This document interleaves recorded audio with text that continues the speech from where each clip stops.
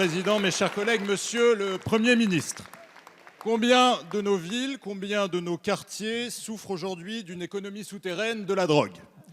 Des parvis de gare, des halls d'immeubles, des petites rues sombres aux avenues principales, dans le métro, le trafic est partout et ne se cache même plus des autorités qui ont baissé les bras. Nous faisons face à l'échec cuisant de la guerre contre la drogue. Les filières de production et d'approvisionnement illégales n'ont jamais été aussi puissantes. Le marché français des drogues représente plus de 2 milliards d'euros par an. Il permet à des têtes de réseau d'engranger des milliers d'euros de bénéfices. Les trafiquants sont libres de leurs mouvements. Ils profitent d'un système qui ferme les yeux.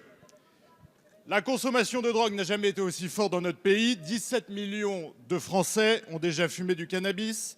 1 million disant consommer tous les jours. Face à ça, la police, que je rencontrais hier encore à Athis-Mons dans ma circonscription, veut de nouvelles procédures et moins de paperasse.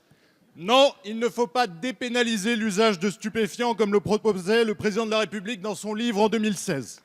Oui, il faut des sanctions pénales, plus rapides, systématiques envers les usagers. Mais monsieur le Premier ministre, mettre à l'amende les consommateurs sans s'attaquer aux vendeurs, cela revient à vider l'océan avec une petite cuillère. Il est de votre responsabilité maintenant d'élever le débat devant lequel nous sommes, de proposer une réponse à un phénomène qui aujourd'hui embrase toute la société. Qu'est-ce que votre majorité attend pour porter un débat qui touche toutes les catégories sociales de notre pays, tous les territoires, dans nos villes comme nos campagnes? Il est urgent, monsieur le Premier ministre, de réduire le nombre de consommateurs de drogue, mais surtout d'envoyer les trafiquants, ces criminels et assassins de l'ascenseur social, en prison.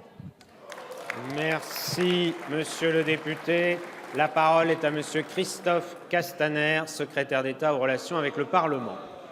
Monsieur le Président, Mesdames, Messieurs les députés, monsieur le député, vous avez, il y a quelques jours, rendu un rapport important avec votre collègue Éric Pouillat sur l'opportunité de recourir à l'amende forfaitaire délictuelle pour sanctionner l'infraction d'usage illicite de stupéfiants. Avec un constat simple, la France a comme particularité d'avoir le principe de sanction sur l'usage du cannabis parmi les plus élevés d'Europe et peut-être même du monde.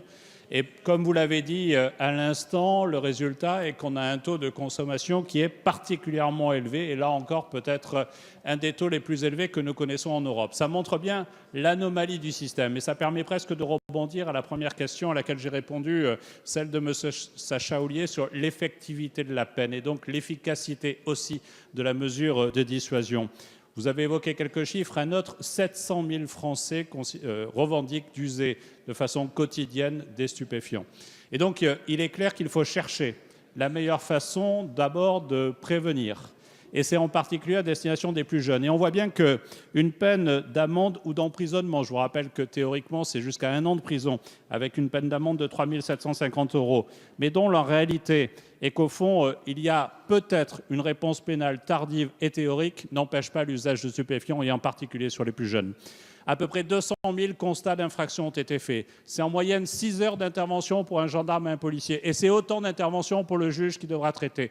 Or, nous savons tous que l'embolie judiciaire fait en sorte qu'au fond, il y a in fine sur ces 200 000 constats, seulement 17 000 constats qui aboutissent à une injonction thérapeutique ou un rappel à la loi.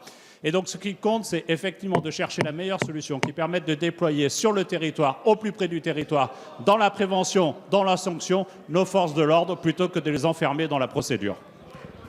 Merci.